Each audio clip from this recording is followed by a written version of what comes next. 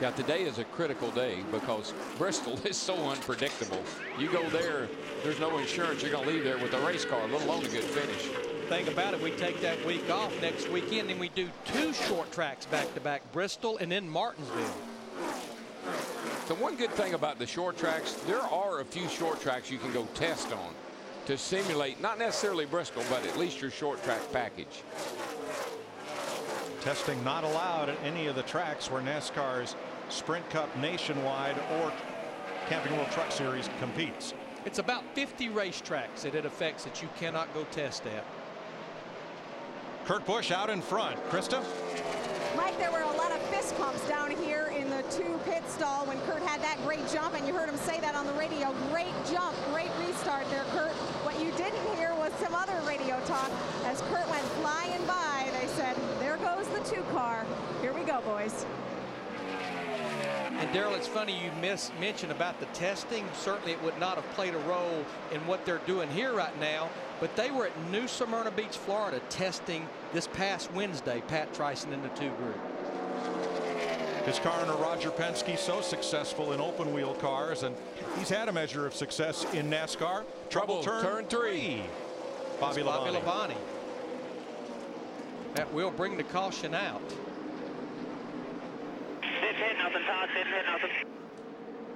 This is a guy right here, Bobby Labonte, I thought would have a great day. Coming off that great finish last week, 5th place at Vegas. I am so loose. So loose. I imagine you are. And he's won here 6 times, yeah, which is the most of any active driver. You'll see the 96 come into the picture. He's up on the outside there. Just right there. The car just turns around right there. It's just like he said, really bad loose when you don't even hardly get to the corner and it spins out.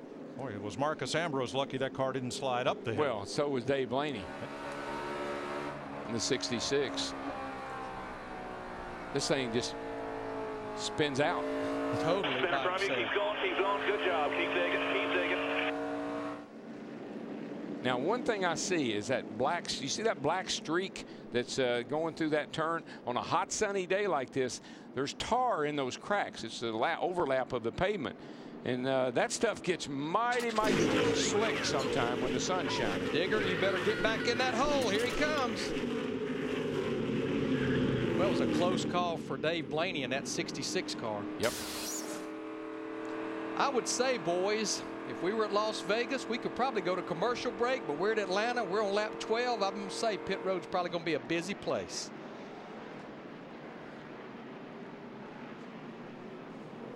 Kurt Busch, your leader. Let's see if they call him in, and if so, how many of these lead lap cars will pick? It's a long way back, 42 cars on the lead lap. You heard Jeff Hammond say in the pre-race, this place has become like Darlington, and here they all come. I will guarantee you, for 4 fresh tires, Steve Burns.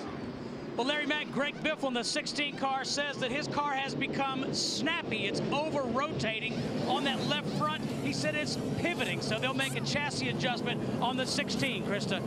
For Kurt Busch, he said just a little loose in, tight in the middle, but really good center off, and they feel like that is where their strength lies. 4 tires for the Blue Deuce.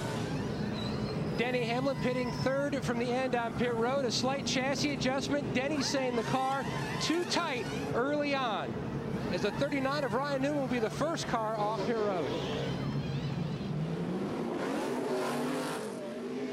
Tell you who had a good pit stop was Mike Ford, Denny Hamlin, that 11 bunt. They did, but they were 3 wide coming out of the pits.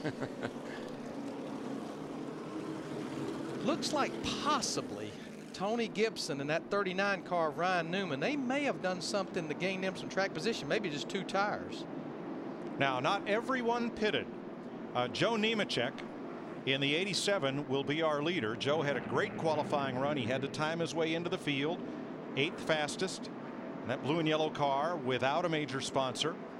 So Nemechek, with the budget he's running on in a car that he owns himself, doesn't have the luxury of coming in to get tires every single time. He'd like to, because he kind of feels that pain right there in the driver's seat, right on the right cheek where the wallet sits. That's his race car, and without a sponsor, well, we'll see if he gets him this time.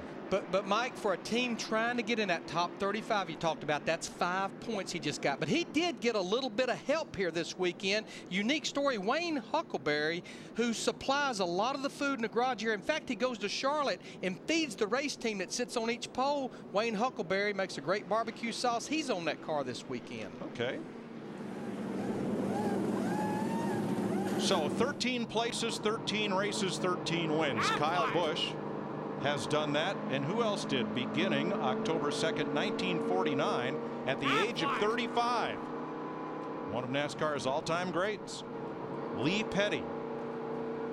The streak ended in May of 1954, Sharon, Pennsylvania. At 40 years old, Lee won his 13th race and then picked up a race at a track where he had previously won.